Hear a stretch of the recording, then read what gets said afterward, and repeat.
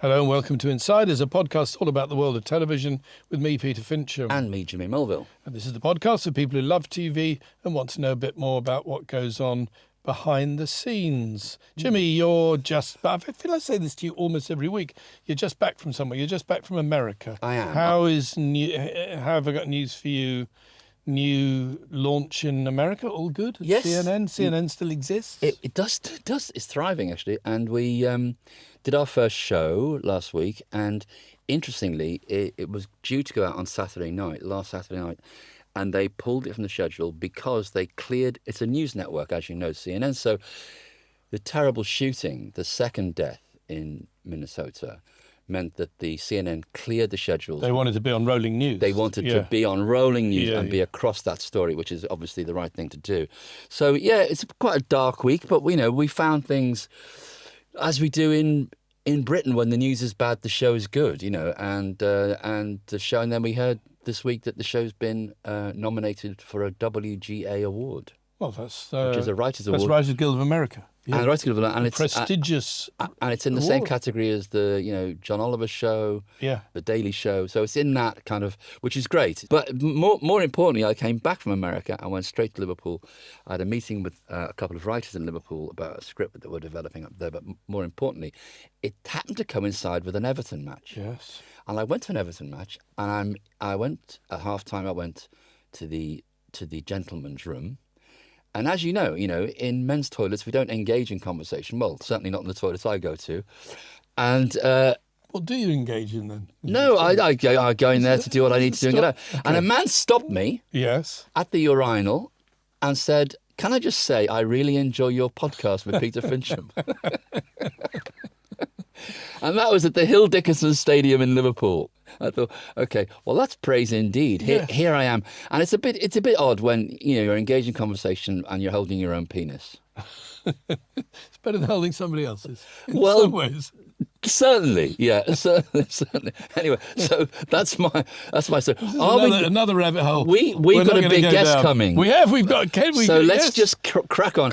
Is there anything we need to deal with before we give our big guest the big intro? Yeah, there's a few things happening out there in television. Okay. Traitors is going to be turned into a stage show. I know. What are they going to do with that? What are they going to do with it? This happened not long ago with Bake Off, which I think ran for a while in the West End, did it? But you do find yourself thinking, you find yourself thinking Traitors goes from ever greater strength to greater strength. So fantastic news for Traitors and what a great programme it is. But nevertheless, how do you put it on the stage? I suppose somebody's now got to think about that. Well, there is an immersive experience which I'd like to go to. If you can get 14 people together, you can go and have a Traitors experience, but it's a whole night. That's a whole different thing. And I think that's a great idea. But that's not an audience of 1,000 people watching it on stage. That's an activity you're taking part. So how will they get it into in a way, it takes Traitors back to what it originally was. It's a parlour game. Yeah. It's Wink Murder or whatever. It is, yeah. Yeah.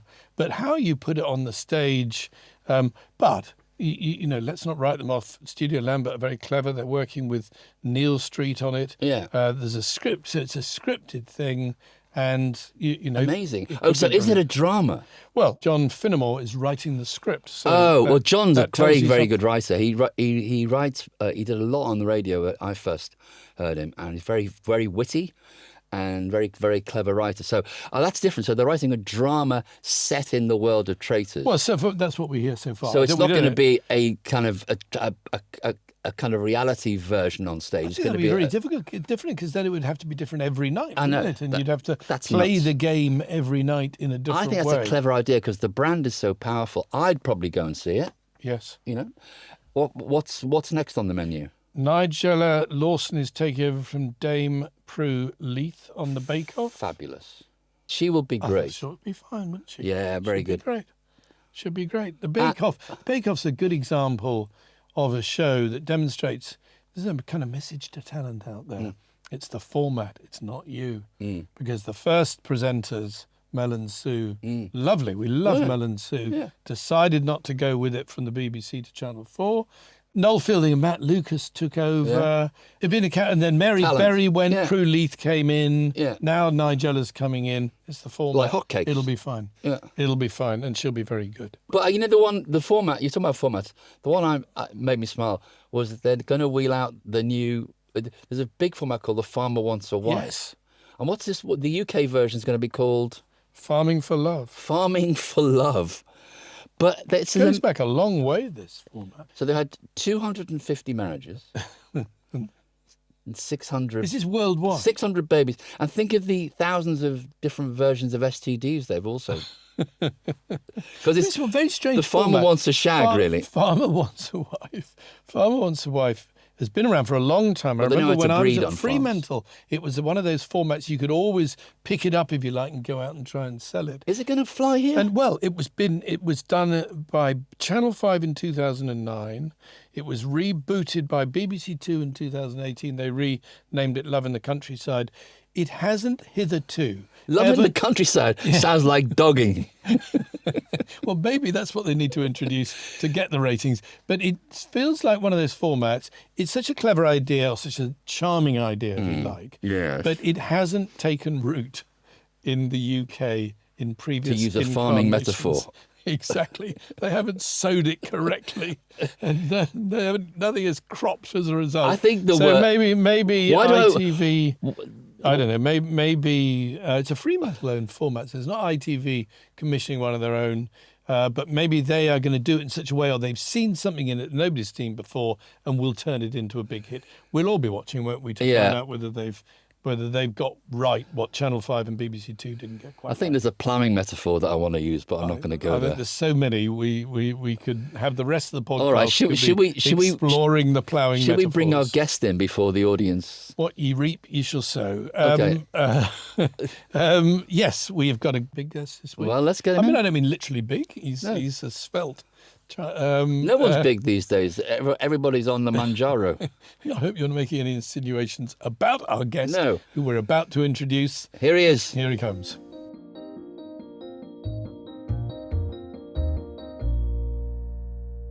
We're delighted to have Kenton Allen in the studio with us this week.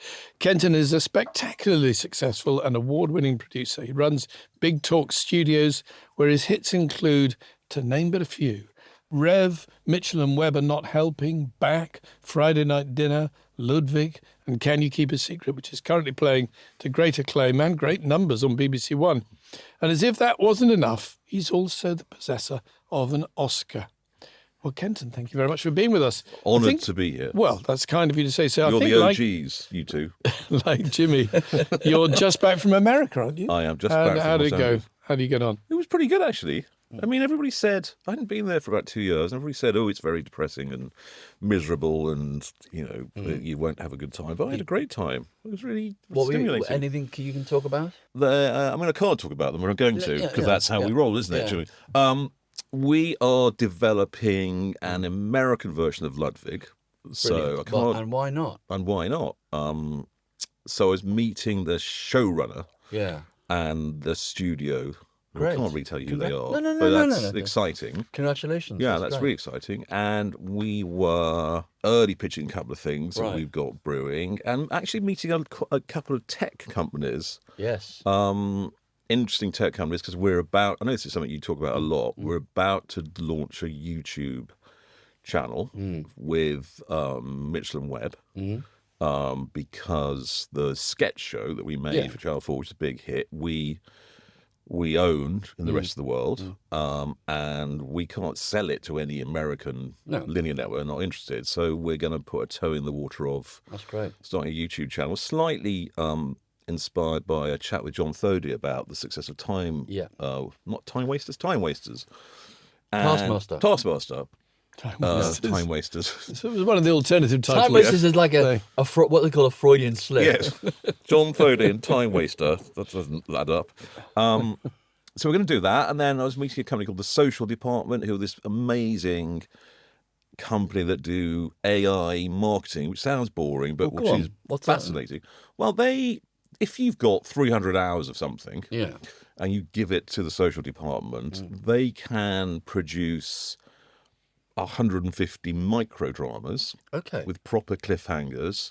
And what their large language model can then do is go into YouTube, the internet, and find all the eyeballs that like that sort of thing and market it at them. So all the studios are beginning to use this company for marketing their deep archive and marketing new shows. And So you mean you take old material and create kind of cliffhangers every 2 minutes out of it? That sounds surprising that you can do that. it is surprising, but when Yeah. you look at it, it's absolutely brilliant. So he showed me Law and Order. I think there are 500 episodes. Oh, yeah, of. yeah. And the AI creates a 1 minute microdrama out of it with a proper cliffhanger.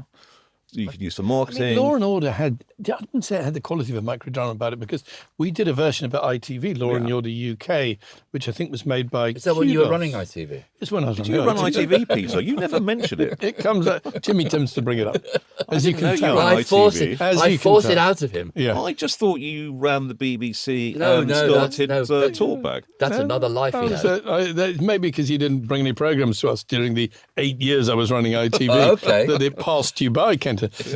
But we made we Law and Order UK. And I was always struck by what an extraordinary thing it was to tell a story in a commercial hour, 46 minutes, because you had the law bit and the order bit. Yeah. You had the lawyers and the police. Oh, that's what the title was. Yeah, that's Law indeed. and Oh, Order. I see what they did I there. get it I now. tend Very to good. think Very clever. This was when you were running ITV, you said. you wanted more. You wanted more of the order. You wanted more of the police stuff. Yeah, you did. Slightly less of the legal Bradley Walsh. stuff.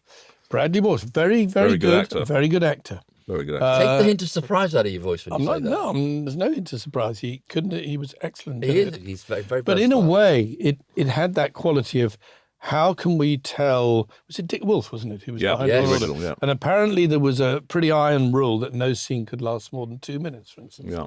So Yes. you had to conform with his way of doing it, and it was how can you tell quite a complicated story very quickly indeed. Yeah. Well, isn't that It's where sort of the micro airport thriller Yeah page turner. feels now They a showed me little some bit? NCIS. There are endless NCISs where they took there was a long interrogation torture scene, which they turned into a 1 minute sort of microdrama with a beginning, middle, and end, but sort of made you lean into it and think, oh, I might want to watch those. And the end game is that you put this out into a world where you can commercialise it and get advertising around it. exactly, yeah. Sponsorship, But how do you when we launch a Mitchell Webb YouTube channel, how are we going to market it? Well, maybe working with companies like the Social Department will help get attention to the many, the 1.5 billion eyeballs that YouTube Because that's what we have talk got. about a lot on this podcast. How are people like you and us going to crack this thing where Yeah. we see that the opportunities in the old world, are contracting a little bit. Yes. Like you said, it's not the end of the world, but it's certainly more difficult to sell shows now. Shows they said aren't greenlit anymore. They go to kind of amber. They go Editorially greenlit, we Yeah. get, don't we? Which means find the money and then you can make it. Well, I actually had a meeting yesterday at a broadcaster where they said, we want to do this, let's do it. And if you can find the money, Jimmy, we'll do it. Yeah. And I thought, okay, I thought you used to give me the money. But I just want to go back to this marketing. What's it called? The social. They're called the Social Department. the social department, sound and the idea that you could say what it sounds like, they cut out the people who aren't going to like this and get straight to the people who are going to like it. I mean, it's algorithmic marketing, Yes. essentially, and their argument is there is so much competition and tension for eyeballs that you've got to be in the game. And I haven't checked this, but they claim that on a linear network's show, they'd seen a 600% uplift in viewership after they'd applied this algorithmic social department marketing device to a show. So I think that's fascinating for all of us. But Yeah, if you've got and deep as archive, viewers- like Hattrick, you've got deep archive that is not being exploited, and, Yeah. and like all these distributors who, as we know, they market your show and sell your show for about a year, and then it goes into the cupboard and never gets looked at. Then how can we give life to Yeah. our shows again and You find could audiences that will turn- discover You could them? turn Chelmsford 123 into a microdrama. A microdrama Yeah. with hooks every 2 minutes. Yeah, there was a hook every 3 episodes. There was a gag every 2 minutes. There was. To be It fair. was gag packed from my memory. I remember you dressed in a toga, I think. I was dressed. Can we get off this now? I also want to know. I've left This is out- a bit like talking about me being an ITV. Occasionally, we I like left to the- remind What I really Jimmy, want to know- Jimmy was an actor. Has Jimmy managed to type his name into his Paramount Plus subscription yet? Oh, Well, it's Why? interesting. What would happen then? Well, No, last podcast he got Gigi in to Yeah. his Paramount, and there was a Oh, call out God. for Sky Kenton, to get it's- in touch. Oh yes. My wife nearly had a stroke. She was laughing so much at my paroxysms. But this week we got a letter of complaint about the language I used.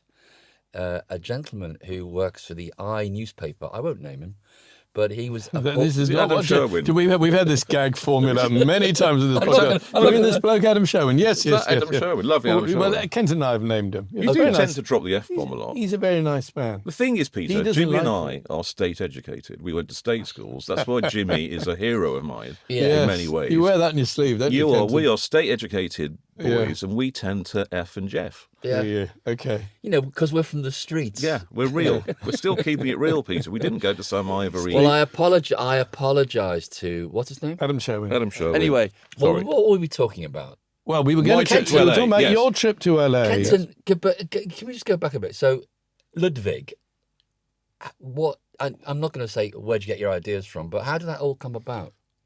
It's been a quite a good huge story, hit. actually. Well, this is the story. I'll try and tell it quickly.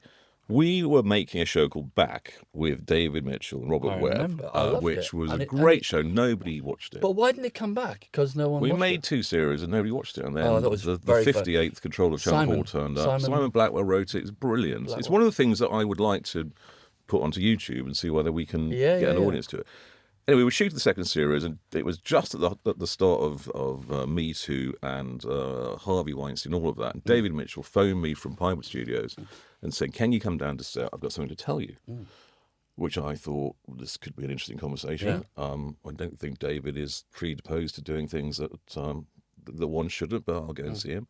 So I went down to Pinewood Studio, and he had a cup of tea, and he said to me, "I've got a secret to tell you." I went, "Oh, interesting."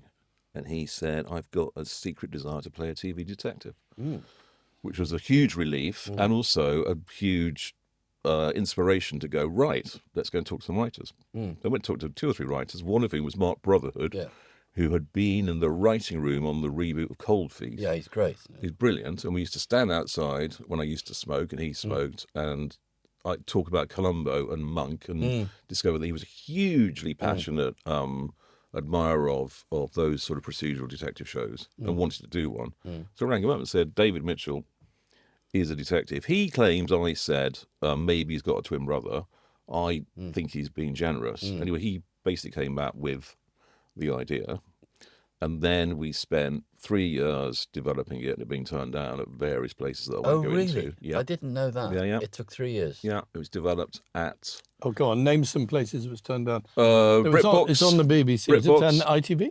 Oh, Go on. It This was is a safe turned out space, ITV, Ken. but it's not Safe space, fair. Kenton. It wouldn't Yes. have been turned down, Peter, if you'd been running ITV. That's a very good point. Did you run ITV? He Peter? did run I ITV. did. It was turned out all over the place, and it could, because I think we were pitching it through drama commissioners, and then yes. a very talented person called Tanya Qureshi, Yes. and a very talented man called John Petrie came together at the BBC. This is the basic principle of this podcast, that when we talk about actual commissioners Yes. who have jobs and are able to They're commission very our talented programs, when they're in we the say job. how wonderful Yes. they are. Yeah. If we talk about people who no longer work in the commissioning, Yeah. we can speak freely. They're dead to us. Me being one of them. But all right, but talk about that, because that's interesting, because Ludwig is a drama, but it has obviously a comic POV. It's he's a humorous soul. Yes. He's a witty man. Yeah. And Anna Maxwell Martin is brilliantly fun. The banter between them Yeah. is brilliant. So where did it get commissioned through in the end? I mean, through comedy, through John Petrie. it's a comedy And commission. Tanya Yeah. Qureshi, Like and, Death Valley, a and more Charlotte recent Moore, one from the same I mean, thing. we'd made out The Outlaws for the BBC and Amazon with Stephen Merchant, Yeah, and which is that great. went through comedy. So we got slight proof of concept that Yeah. that these shows don't fit into a pure drama model, and actually you want a comedy Yes. mind on them, because otherwise this is not true of all But drama. I A lot of told- dramas will just put lines through all the stuff Well, that's we- actually the secret source of it. Yeah. I don't know if I've told you this story before, Kenton, but I had the same conversation with David Mitchell. So you didn't keep it that big a secret, because I think he mentioned it. Bastard. No. But you come. Don't worry, you're the winner in this. So I think he mentioned it to Tim Hinks.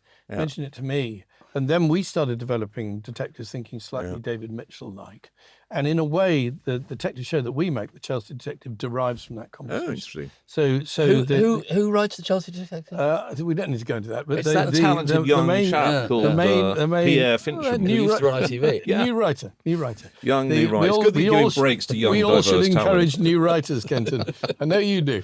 But there's a slightly David Mitchell quality to the main character of the Chelsea Detective. But what's kind of interesting, which absolutely confirms what you're saying, is that when talking to commissioners in drama departments about who should play a detective, at that point anyway, David Mitchell didn't get them saying, "Yeah, that's a great idea." No, and I think, no, he's a comedian. No, and obviously, I obviously there's a great lineage of half-hour sitcom actors, comedy actors, coming up through into 1 hour. You think about Robbie Coltrane and Cracker. Robbie was a comedy actor. Martin Clunes. Well, David Jason. Alan Davis and Jonathan David Creek. Jason, who'd only done comedy, and then there's a great legacy of comedy actors becoming these iconic. You can go through these names when you're pitching, and the person on the other side of the room will go, "Yes, but it's different now." Yes, and it is not, ridiculous. I don't think it's different at all, and I think there's a reason for this. That even if a detective series is fundamentally straight because it's it's not a comedy,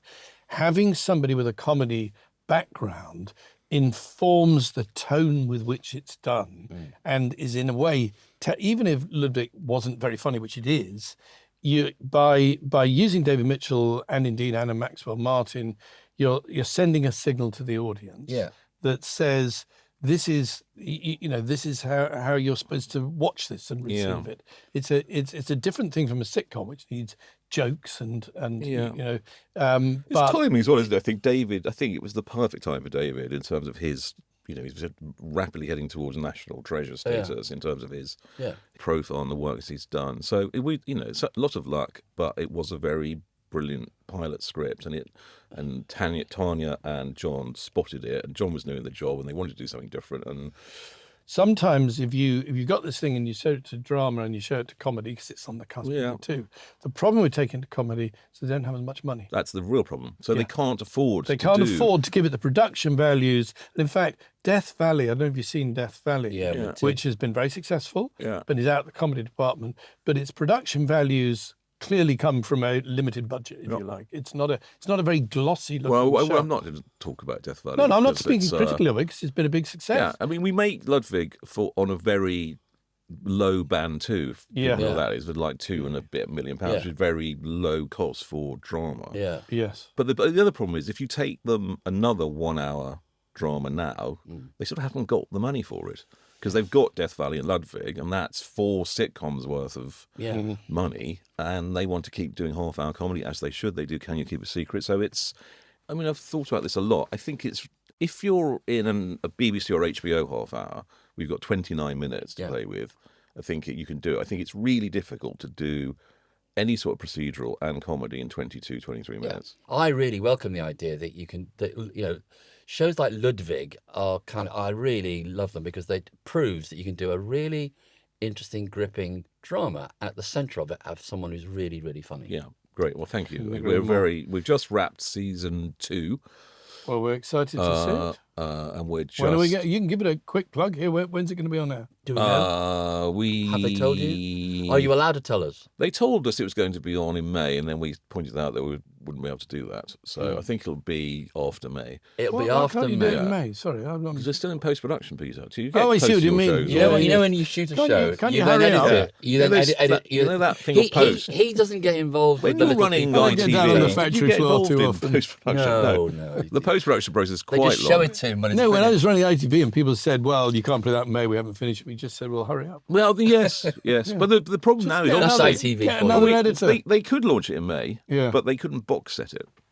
And obviously that is a huge issue now, that you can't put it all up on. of We can course. deliver it Day weekly one from drops. May, but day one drop, we have to have it all finished. I remember we used to, this is going back very, very long time, when we were making, I don't know if it was when you were on it, Jimmy, we were making Smith and Jones, and we were still making it.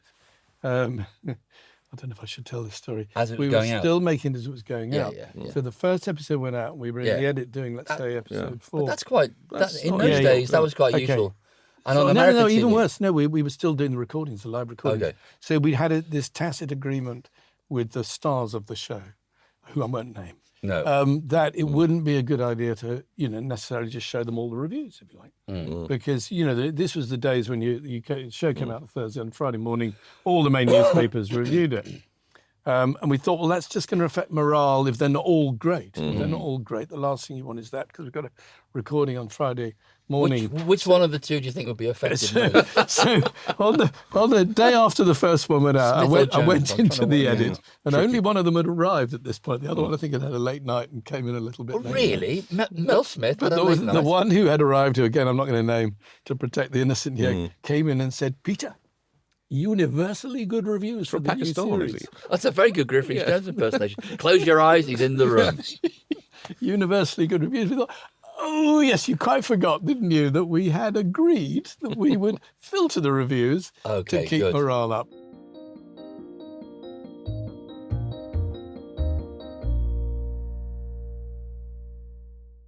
So how did you get started? Well, I went to state school Whereabouts? in Dudley. In Dudley? In Dudley, in the West Oh, I Midlands. can tell In that. Dudley. I can tell that. I lost my I can tell accent. that from your accent. Quite close to where Lenny Henry grew up, in the Black Country. And I Yes. did have a very thick Brummie accent.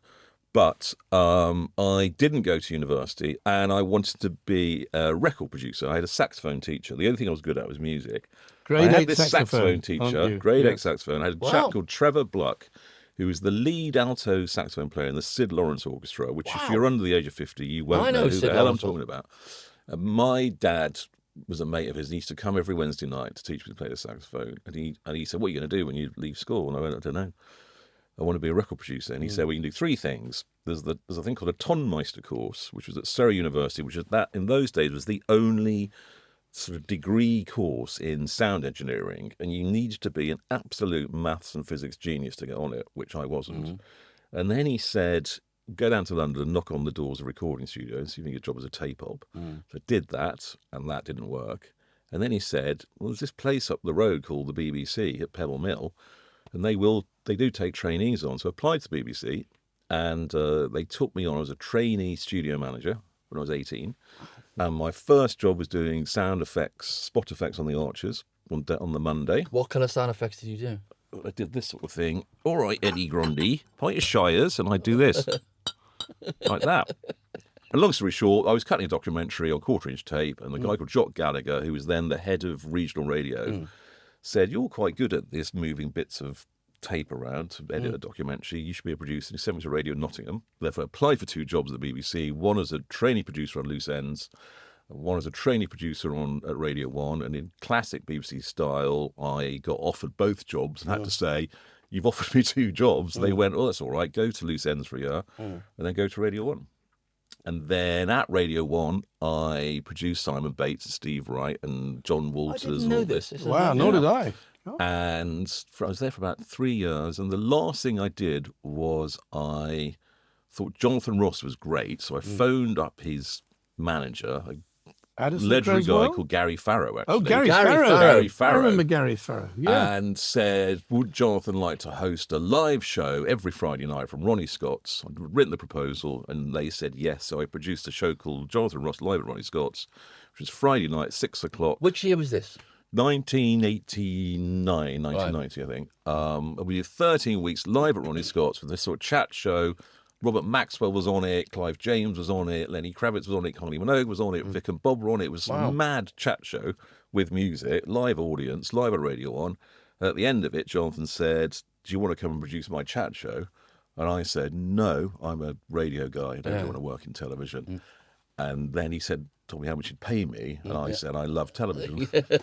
And that was it. It was off into TV world. You're much closer to the gossip than we are. Jimmy and I don't really get out much or talk to anybody.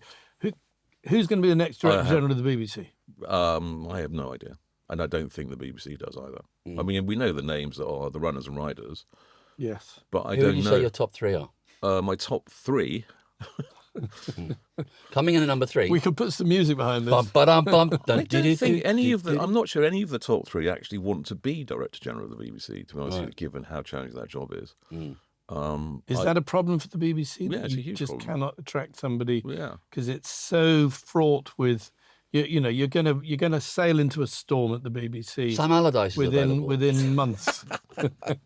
Within months of I arriving think there. that. Do you know that guy Peter Fincham? I think he'd be very good. Oh, marvellous. I think he's Because you know he used to run ITV. Did he? And he ran BBC. BBC One, and he Yeah. started Talkback. No, you're saying this, Kenton, is very sweet of you to say it, but that's not going to happen. And I haven't had the call. No, Nor- I don't really want to but name nor names, would so I think it's- I No, think but it's- I mean, even if that were the case, I would ultimately think hard about it and say, God, no.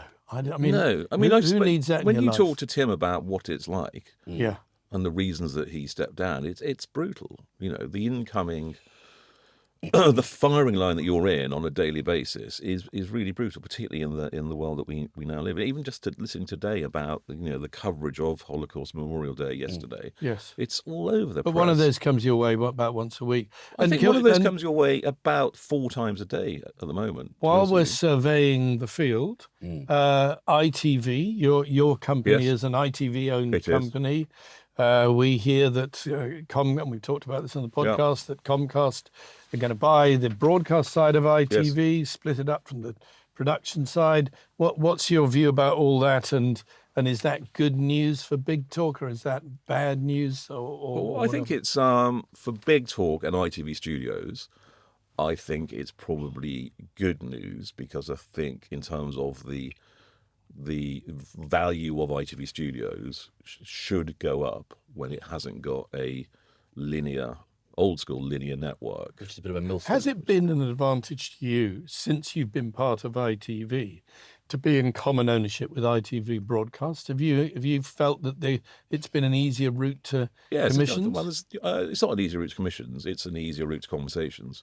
But we make more shows for the BBC and Than you Channel do 4, for ITV, yeah. plainly, yeah. We don't make many shows for ITV because that's just the way it rolls. So you wouldn't miss having ITV as a kind of, I don't know, associated there's no parent company or whatever. No, I mean I think that there are some very complicated things about 70 years of ITV Studios providing shows to ITV Network, like the soaps and all those other things that are going to be incredibly difficult to unpick in terms of what the deals are when. Because how long are the deals? Exactly. And however long they are, they'll come they up. guarantee in the you end. 5 years of Coronation Street and Emmerdale, 10 years or so. That's going to take forever.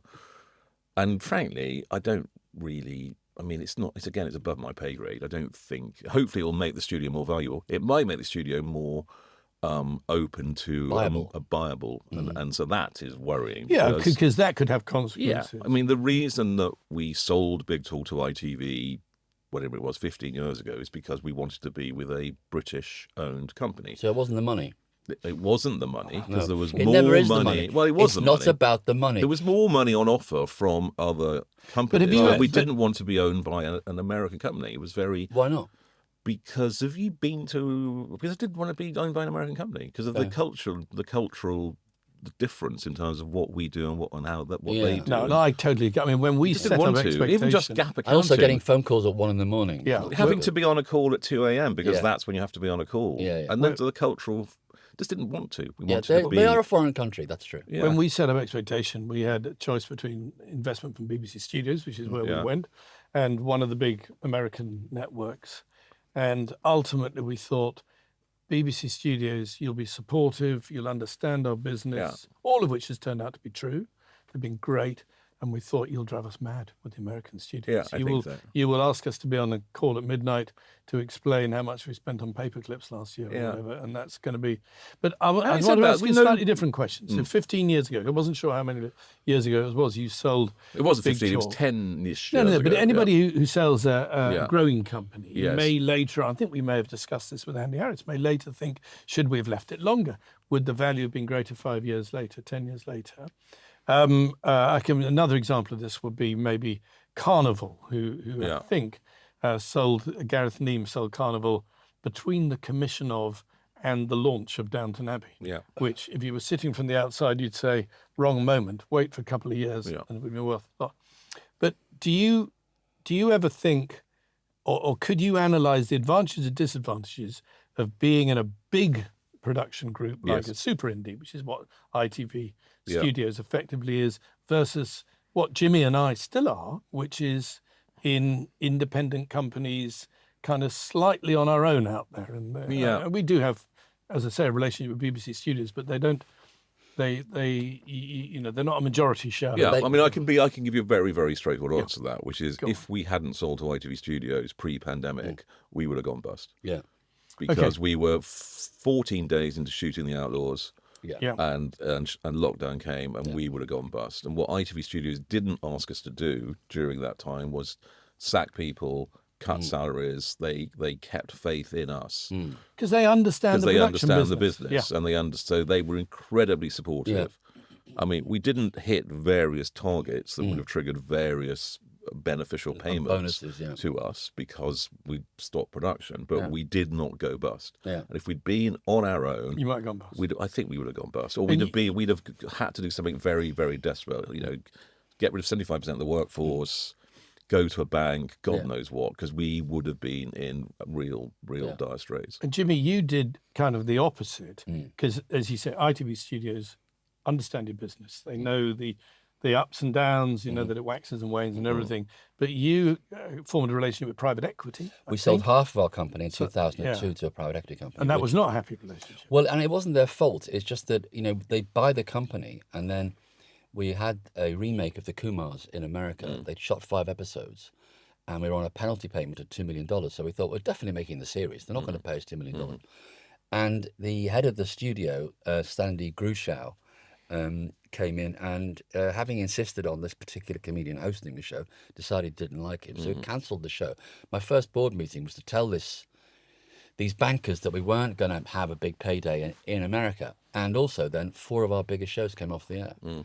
So they were a purely financial organisation that just couldn't get their minds around the fact they were involved in a business that was so volatile. It was such a roller coaster. Yeah. And they said, one of the guys, who's a very nice guy, Andrew Hartley, said to me, is there anything we can do to kind of mitigate these vicissitudes, the kind of ups and downs and the roller coaster nature of this business? Yes, get into fish and chip shops. Well, no, I said we were thinking of fitting the seats in the boardroom with safety belts.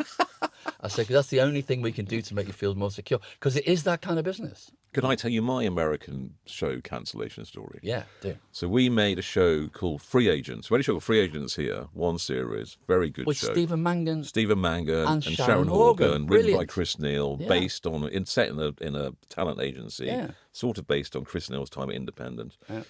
And then we managed to sell an American version of it with Catherine Hahn starring in the Sharon Horgan role, and Hank Azaria in the Stephen Mangan role, and great cast. And we started shooting, and I think we'd got shooting episode 7, and they phoned me and said we're going to launch it, because in America 7 episodes, a lot of money. Yeah, they'd ordered 13. Yeah, so, that's and they said we're going to launch it. dollars. We're going to launch it on a Thursday night at 8:00 on NBC, and it's against this reality show which we don't think will do much business. It's called, I think it's called America's Got Talent, Right. or something. Right. So we launch against America's Got Talent, and obviously America's Got Talent's a massive hit, and we're complete dust. You're dead on arrival. Yeah. So it's week 3, and it's a Friday afternoon. I'm in the Big Talk meeting room, and the phone goes. It's my assistant saying it's the NBC parking attendant is on the phone. I say, really? I'll put them through. And the NBC parking attendant comes through and he says, Mr. Allen? I say, yes. He said, unless you get your parking permit back to us by the end of this week, we're going to fine you $1,000. And I put the phone down and said, the show's been cancelled. Wow. That was the only time I ever heard from NBC about the show being cancelled. Wow. Did you get your parking permit back? Did I fuck? No. Sorry, Adam. But Sorry, Adam. No, I that's didn't, an Peter. amazing story. But that takes us back to another era, which was also the case in the UK, that the ITV in particular, this was long before my time, they would cancel a run halfway through and put something else in if it wasn't going well enough. Or commission stuff. I remember arriving at ITV and saying, here's a list of programs have been made. We're not going to be ITV. We're not going to put. One of them was from Hat-Trick as well. That was Hat-Trick had made an entire series. It was some sort of trial recreation thing. Does this ring a bell? It was written by Jed Mercurio. Yeah, jury. Well, there we are. And it was a real. And the advice I got was it was unbroadcastable because the BBC had done exactly the same so show. They were going to write off several £1 million or whatever. Yeah. which feels like extraordinary. But in the age of box setting, you don't do that now, do you? Well, you don't make do it, it, and but drop also it, and then... I remember thinking, yes, but you may have marginally better ratings by putting something else into that slot, by taking it off air.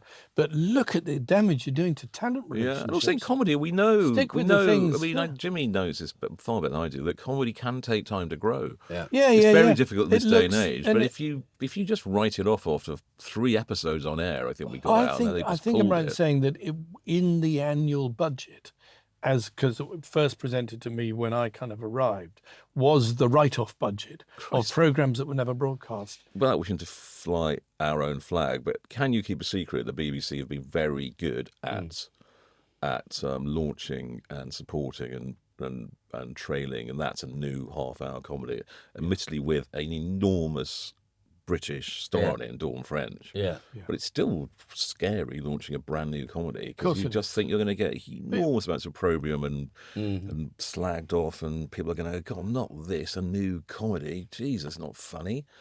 It's sort of doing okay, I think, and we sort of think we've landed it. But it's, they put it on after the Traitors vidcast. They told me they're going to put it on after the Traitors, Jimmy. Okay. Well, then they I sort looked- of did. They were sort half of right. did. Well, I hope it does land. I hope it does, because every comedy that hits is good It's for good everybody. for comedy. It's good for everybody Exactly, who's yeah. making. But comedy. we talk often about the state of the industry, and there's a lot of gloom about it. Is linear television dead, and all these kind of Edinburgh TV festival subjects we can talk about. But also that to be an independent producer, you've got to keep pretty positive. You've got to believe in it and believe in what you're doing. And you've had a lot of success in recent years, and hopefully more to come. But I get the sense that we could analyse to death the challenges facing the industry, but I get the sense that you think there's still plenty to be done. Oh, yeah, in no, making definitely. programmes. Listen, I was in LA, and I think that the Paramount gang, Paramount Plus, they're weaponizing, to use their phrase, their enormous money chest to take on Netflix, and they're buying stuff left, right, and centre. They co-produce Can You Keep a Secret? They really want stuff now, as soon as And did you possible. do that here or there? Both. So No, well, we have a did deal. you sell Paramount Plus here? We've had a deal with CBS Studio in half-hour formats for a long time. Right. So they read it and liked it, and then they took it to Paramount Plus. And what's the nature of that deal? They help you with development? No, the deal, it's a first look deal Yeah. on any produced format. So if we make a show in the UK, they pay us for a first look at the Got it. format. Okay. It pays for some of our comedy development team. What you've to just said look at. about Paramount, I think is such an important thing as well, that some broadcasters or streamers make the mistake occasionally of thinking the message we should put out there is times are hard, we haven't got any money. If you do that, quite quickly, nobody comes to you. Yeah. Nobody bothers to come to you with ideas. You've got to be out there as a broadcaster saying, we're in business. Yeah. We want great ideas. We want the next hit. Bring it to us. And if that's what Paramount are Yeah, doing, I they're agree. doing the right thing there. So I'm very optimistic. I mean, it's really difficult. It's never been more difficult. There's never been more opportunity. Well, look, Kenton, I know now you've turned 60. Time is very important to you. So Because I need to go to the bathroom. we're not going to keep... Yeah, we all need to go to the bathroom. Yes, exactly. So, Yeah. but thanks very much for coming. It's been great. It's a pleasure having me. What I wanted to say at the beginning, you two are heroes of mine. They say never meet your heroes, but you are the OGs. You built this industry, pioneered independent production, gave the likes of me the inspiration to give it a go, and you deserve all the plaudits and thanks for kind of being brave enough to start talk and start hat or trick reckless back then. enough. Reckless enough, The mad fact enough. is, in but those it- days, no one knew what they were doing, and it was a good thing. Yeah. Yeah. But you blazed a trail for the likes of me to kind of Well, think that's you very, could do very it. kind of you to say. Kind. And now I feel like I'm dead. Yeah. I Well, feel this could be in the we'd like you to BAFTA stop tribute. doing it now, so there's room for the rest of us. This could be the bit in BAFTA where the mournful tribute. music begins. The only reason and says, those we have lost. The only reason I go to BAFTA is to make sure I'm not in the in memoriam bit. Anyway, Kenton, You've got cheers, yours, mate. haven't you? Thank you very much. That's all for this week. Thanks very much for listening. Thanks again to Kenton Allen for being with us. Any questions about the world of television that you've always wanted to ask, send them our way. We'd love to hear from you. Yes, you can send us an email or contact us on our socials. It's all in the description. Even better, why not subscribe to our YouTube channel? Thanks for listening. If you've enjoyed the show, please do follow Insiders, the TV podcast, wherever you get your podcasts.